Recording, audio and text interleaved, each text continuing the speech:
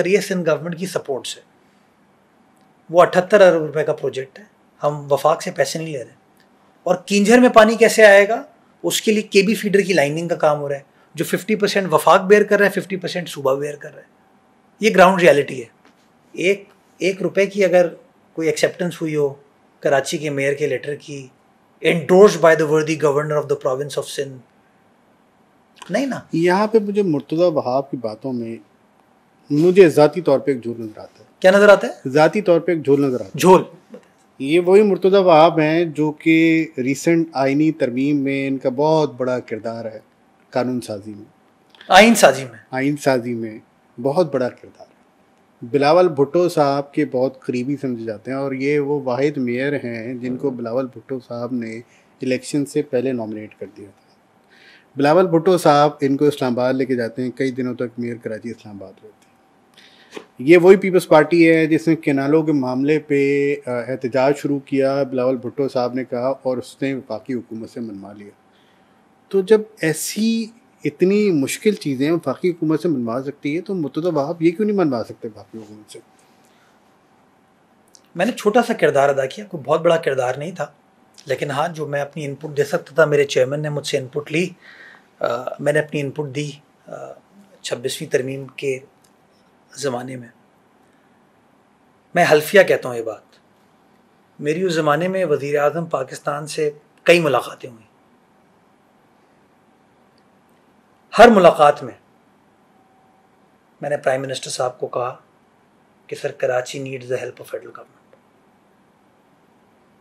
मैं मामूली आदमी हूँ, शायद मेरी बात की उन्होंने परवाह नहीं की होगी। मेरी आखिरी मुलाकात हुई वज़ीर आज़म पाकिस्तान से मॉडल टाउन में उनकी रिहाइशगाह पे, बिलावल साहब की मौजूदगी में। मीटिंग के अख्ताम पे बिलावल साहब ने मेरा हाथ पकड़ा और प्राइम मिनिस्टर साहब के पास लेके गए, और बिलावल साहब कहते हैं, प्राइम मिनिस्टर साहब, my mayor needs your help, my mayor needs the support of federal government. Prime minister sir करते हैं। जो शहर इस मुल्क का 54% एक्सपोर्ट्स अगर कराची शहर से आती हैं, और जो एक्सपोर्ट डेवलपमेंट फ़ंड है ना, उसके पैसे जो है ना वो कहीं और लग जाते हैं, इस शहर में नहीं लगते, क्योंकि वफाक उसको कंट्रोल करते हैं, मिनिस्ट्री ऑफ कॉमर्स। तो दिल तो मेरा दुखता है ना, तो मैं मुकदमा लड़ता हूँ, लेकिन I can't force the federal government. मुझे बताया ना, but Peoples Party can. Yes, but Peoples Party की भी तो लिमिटेशंस है ना। पीपल्स पार्टी एक शहर की सियासी जमात नहीं है। पीपल्स पार्टी वफाक की अलामत है। पीपल्स पार्टी लड़ रही ना, बजट की तकारीर देख रहे हैं ना।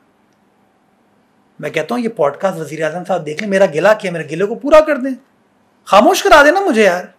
मुझे दुख होता है मुस्तफ़ा कमाल साहब ने एक बार उस चीज़ को एको नहीं किया, खालिद मकबूल सिद्दीकी साहब ने उस बात को एको नहीं किया कि कहते ना, हाँ यार ये मेयर जो है वो है तो कराची का ना। अच्छा, 2015 से अमली सियासत में कानून की वजारत भी आपके पास रही, इत्तलात की वजारत भी आपके पास रही, एडमिनिस्ट्रेटर भी रहे, मेयर भी रहे। कराची के मसाइल का बखूबी इदराक है। आपकी नज़र में कराची के सबसे बड़े मसाइल क्या हैं? कराची के मसाइल हैं, टीम का एक कप्तान नहीं है, मल्टीपल जुरिसडिक्शन। सबसे बड़ा इशू कि आपको पता नहीं चलता कि कौन सा एरिया किसका है, लेकिन चूंकि फेस शहर का मेयर है या फेस शहर का सूबाई हुकूमत है, तो इल्ज़ाम तराशी जो होती है वो वज़ीर आला के साथ हो जाएगी, मेयर के साथ हो जाएगी। बेसिक इशू पानी, सेवरेज, पब्लिक स्पेसेस की बहाली जो छुप गई हैं, इन 3 चीज़ों पे, और ट्रांसपोर्ट। ये 4 फंडामेंटल इश्यूज़ हैं जिसका ताल्लुक़ एक आम आदमी से ऑन अ डेली बेसिस होता है, जिसको हंगामी बुनियादों पर हल होने की ज़रूरत है। Let's talk on these 4 points. सबसे पहला पानी। सर, कराची के ऐसे बहुत से इलाके जहाँ पे आज तक पानी नहीं आया, लाइनें टूटी हुई हैं, वो लाइनें बनती नहीं हैं या बनाई नहीं जाती, या आप बेहतर बनाए। टैंकर जो है वो एक माफिया की शक्ल अख्तियार कर गए। अब वाटर बोर्ड आपके पास है, चेयरमैन वाटर बोर्ड। आपको कोई इसका हल नज़र आता है या आप भी इस मामले में जो है वो कुछ नहीं कर सकते? टैंकर्स एक इंटरवेंशन है, और वो इंटरवेंशन आज की नहीं है, वो इंटरवेंशन पिछले कम से कम 25 साल से तो मैं कराची शहर में देख रहा हूँ कि टैंकर्स चल रहे हैं। तो 25 साल पहले कौन लोग थे वो आप खूब, आपको इस बात का अंदाज़ा है। एक मोहतात अंदाजे के मुताबिक, लेकिन 17 साल तो आपको जी मैं सर 17 साल तो पीपल्स पार्टी गवर्नमेंट को भी हो रहा है, और पीपल्स पार्टी क्लेम करती है कि उसका तरक्की का ग्राफ बहुत ज़्यादा है। कराची के पास 2 सोर्सेज हैं पानी की, एक किंजर है और एक हब है। हब डैम 100 MJD और किंजर 650 MJD, यानी कि आप एलोकेटेड पानी जो है ना आपका, वो पानी आ रहा है नहीं आ रहा वो नहीं अभी बात हो रही, एलोकेटेड वो 750 है। दूसरा इशू आता है पानी की ट्रांसमिशन का। हब डैम से तकरीबन 50 से 55 MJD पानी ले पाते हैं, ये ग्राउंड रियलिटी है। और किंजर से जो पानी आपके पास आता है उसका जो आपका कन्वेयंस सिस्टम है, अब K4 पे काम हो रहा है तो मैं K4 से पहले K3 तक की बात करूँगा, उससे आप पानी अप्रॉक्सीमेटली उठा पाते हैं 530-540 MJD। अगर मैं दोनों सोर्सेस को कलेक्टिवली देखता हूँ तो मैं 550 MJD पानी शहर में अवेलेबल है। रिक्वायरमेंट इज़ ईदर 1100 to 1200 और एलोकेशन है 750 और ट्रांसमिशन है 550। So you are at 50% of the demand. Taking your numbers, 650 MJD पानी कराची को मिल रहा है, 550 MJD पर। क्या इस 550 MJD पानी की भी मुनसिफाना तकसीम मुमकिन है? मुमकिन है, लेकिन हो नहीं रही। क्या हो रही है? नहीं हो रही। बिल्कुल सही, ये इस सवाल से मैं 100% इत्तेफाक करता हूँ आपके। क्या हाइडेंट्स आपके कंट्रोल में है? वाटर बोर्ड के कंट्रोल में है, यस, मुकम्मल कंट्रोल में।